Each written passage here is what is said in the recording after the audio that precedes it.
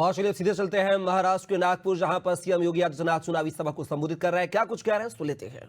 वंदे नमः पार्वती पतिये हर हर। भारतीय जनता पार्टी के लोकप्रिय प्रदेश अध्यक्ष माननीय चंद्रशेखर बावनकुले जी, जिलाध्यक्ष नागपुर श्री जितेंद्र कोकड़े जी, प्रदेश उपाध्यक्ष श्री संजय रेड्डी जी, मेयर नागपुर श्री दयाशंकर तिवारी जी, पूर्व विधायक श्री अशोक मानकर जी, नागपुर मध्य से भारतीय जनता पार्टी के प्रत्याशी श्री प्रवीण दड़के जी, नागपुर दक्षिण से भारतीय जनता पार्टी के उम्मीदवार श्री मोहन मते जी, भारतीय जनता पार्टी महायुति गठबंधन से जुड़े हुए मेरे सभी उपस्थित बहनों और भाइयों,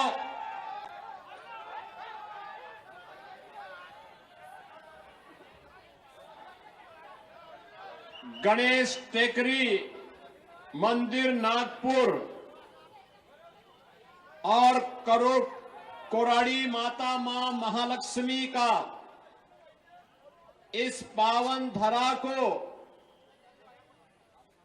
जिसने दुनिया के अंदर सबसे बड़े सामाजिक और सांस्कृतिक संगठन राष्ट्रीय स्वयंसेवक संघ की नींव रखी,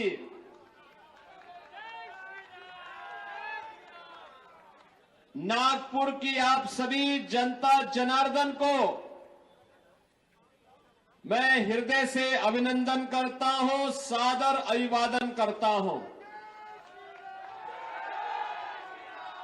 बहनों और भाइयों, महाराष्ट्र विधानसभा का चुनाव चल रहा है और ये चुनाव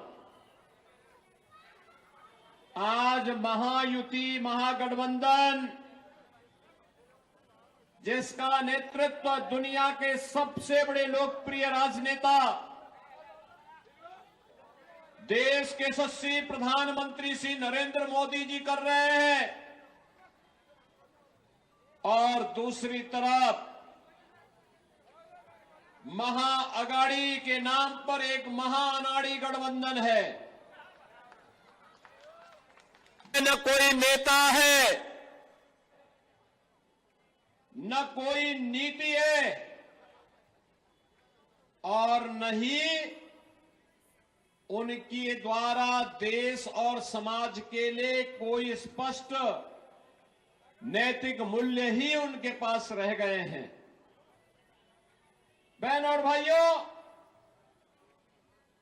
महायुति गठबंधन की डबल इंजन सरकार महाराष्ट्र के अंदर बने, यही महाराष्ट्र के हित में है और यही देश के हित में है। यही आह्वान करने के लिए आज मैं इस नागपुर नगर में आपके बीच यहां उपस्थित हुआ हूं।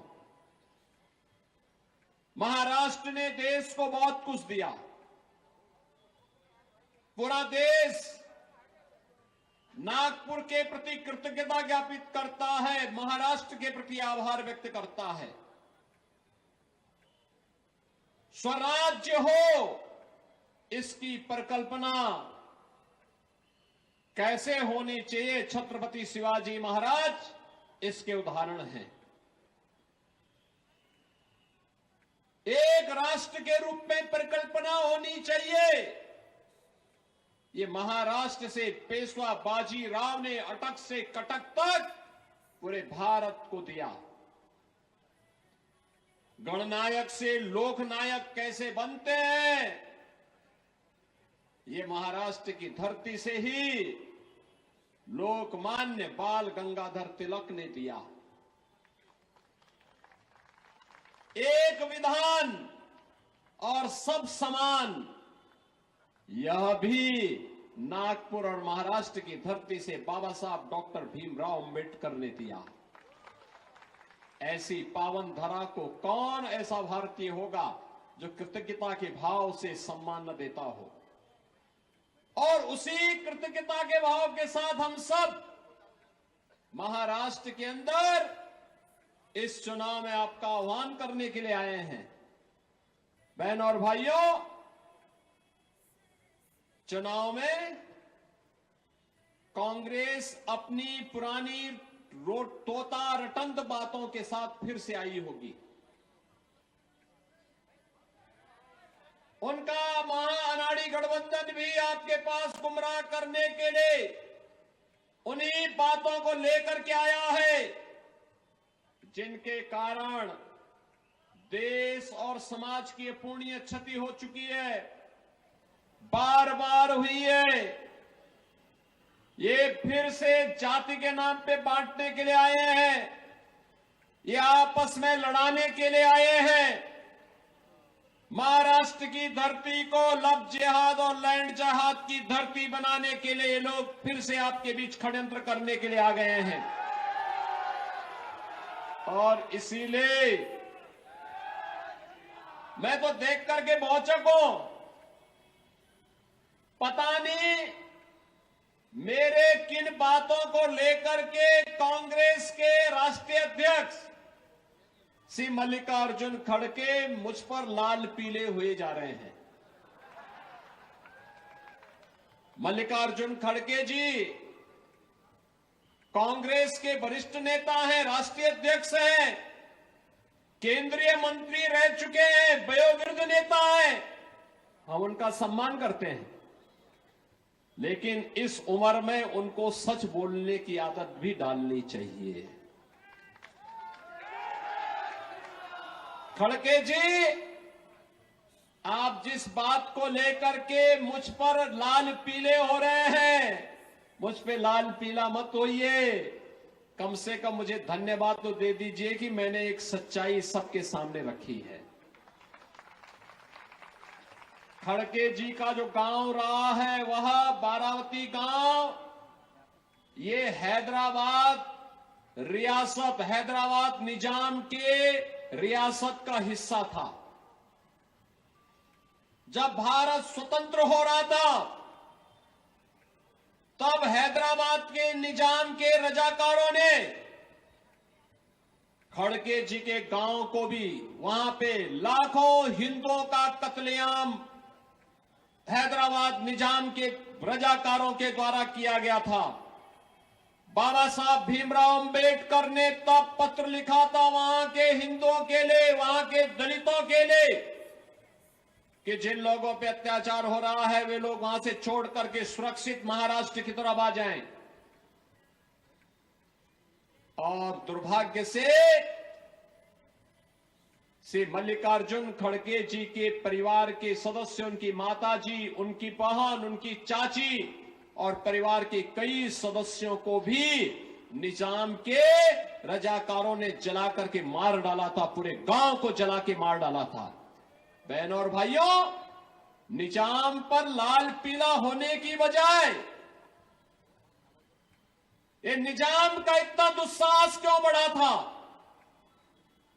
आपकी गणपति की शोभा यात्रा पर पथराव कैसे होता है? रामनवमी के जुलूसों पर पथराव कहां होता है? और 1947 में देश के अंदर काटे गए लाखों हिंदू क्यों कटे थे? बहन और भाइयों, क्योंकि हम बटे थे इसलिए कटे थे। जाति के नाम पर बटे थे इसलिए कटे थे। बटेंगे तो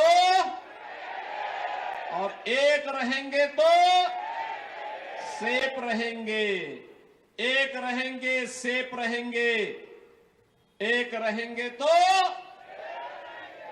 कोई गणपति की शोभा यात्रा पर फिर हमला करने का दुस्साहस नहीं कर पाएगा। रामनवमी के जुलूसों पर, रामनवमी की शोभा यात्राओं पर कोई हमला करने का दुस्साहस नहीं कर पाएगा। कोई लव जिहाद और लैंड जिहाद करने का दुस्साहस नहीं कर पाएगा। और यही कहने के लिए, यही विनती करने के लिए मैं आपके पास आया हूं। बहनों और भाइयों, मैं तो कांग्रेस पार्टी के अध्यक्ष से कहना चाहता हूं कि मैं एक योगी हूं, मैं एक योगी हूं। मेरा तो सब कुछ हमारी पार्टी ने, हमारे नेता ने तो हमें बताया है, हर काम देश के नाम। मेरा भी हर काम देश के नाम है। मेरा तो पूरा जीवन ही सनातन धर्म के लिए समर्पित है। तो फिर मुझ पे लाल पीला मत होइए। लाल पीला होइए उन लोगों पर, उस निजाम पर, उसके रजाकारों पर और उसके आदर्शों पर चलने वाले उन नेताओं पर जो हिंदू समाज को बांटने का पाप कर रहे हैं, जो जाति के नाम पर समाज को बांटने का काम कर रहे हैं। बहनों और भाइयों, जब ये देश एक भारत श्रेष्ठ भारत की परिकल्पना को साकार कर रहा है, पिछले 10 वर्ष में मोदी जी के नेतृत्व में आपने बदलते हुए भारत को देखा होगा। एक ऐसा भारत जिसकी सीमाएं सुरक्षित हैं। एक ऐसा भारत 2014 के पहले इसी कांग्रेस के नेतृत्व की सरकार थी। पाकिस्तान भारत की सीमा में घुसता था। पाकिस्तान भारत के अंदर आतंकी वारदात को अंजाम देता था। आज नया भारत आप देख रहे होंगे। ये नया भारत छेड़ता नहीं है, लेकिन कोई छेड़ता है तो छोड़ता भी नहीं है। आज भारत अपने देश के अंदर 80 करोड़ लोगों को फ्री में राशन की सुविधा पिछले 4.5 वर्षों से दे रहा है। और पाकिस्तान के अंदर एक रोटी के लिए लोग तरस रहे हैं।